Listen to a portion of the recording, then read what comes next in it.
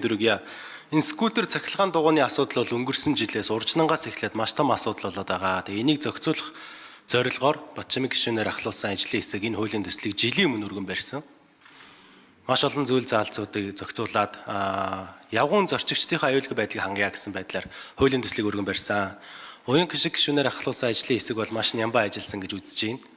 Бидний өргөн барьсан хувилбараас илүү хатуу чанга зохицуулттай болгоод оруулж ирж байгааг нь бол дэмжиж байна. Хэрэгжүүлж үзээд боломж болцоо дахиж засаж сайжруулах зүйл байвал тэнийг тухайн цаг үед нь засаад явахад болно гэж бодож байна.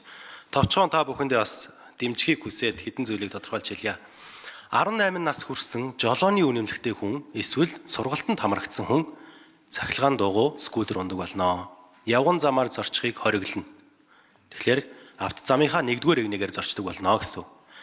Дээрэс нь хамаагүй газар скутер цахилгаан дугуйгаа тавих юм бол явган гарцаар жолоодож явах юм бол согтуугаар жолоодвол торгохоор зохицуулдаг тусгаж өгсөн байгаа. Энийг бол дэмжиж байна. Тэгэхээр скутер болон цахилгаан дугуй унж байгаа хэрэглэгч нар маань замын хөдөлгөөнд оролцохдоо илүү хариуцлагатай ордог орох хэрэгтэй байна.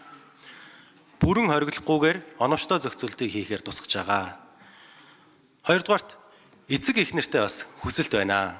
Өнгөрсөн жил ажлын хэсэг ажиллаж байхад аж ахуйн нэгжлүүдтэй ярилцаад 16 нас хүрсэн иргэн e-Mongolia-га ашиглаад иргэний үнэмлэх нь уншигдаад тэгээд скутер цахилгаан дугуй ашиглах боломжтой болох зохицуултыг хийсэн.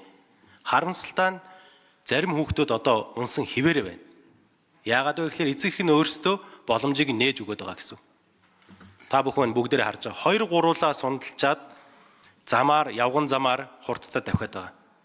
Дээрээс нэмээд зарим аав ээж нар хүүхдтэй урдаа тэрвэрдэг ч юм ардаа суулгачаад бас сундлаад яваад байгаа. Битгий ингэж өөрийгөө болон хүүхдийгээ эрсдэлд оруулаач гэж үсэж байна. Тэгэхээр хэрэглэгч нар маань ч гэсэн өөрсдөө хариуцлагатай баймаар байна гэдэг зүйлийг хэлж байгаа. Энэ хууль дээр бас нэг зүйл тусгаж байгаа. Хэрвээ 18 нас хүрээгүй хүүхэд унжаах юм бол эцэг эхт нь торгууль оногдуулах зохицуултаас тусж байгаа шүү гэдгийг анхааруулж хэлье. Тэгэхээр энэ зүйл заалтуудыг дэмжиж хуулийн төслийг дэмжиж өгөхийг хүсэж байна.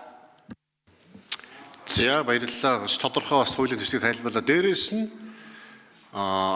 хүүхдүүдэд скутер сурооныг түрээсэлсэн байгууллага бас арга хэмжээ авах болно.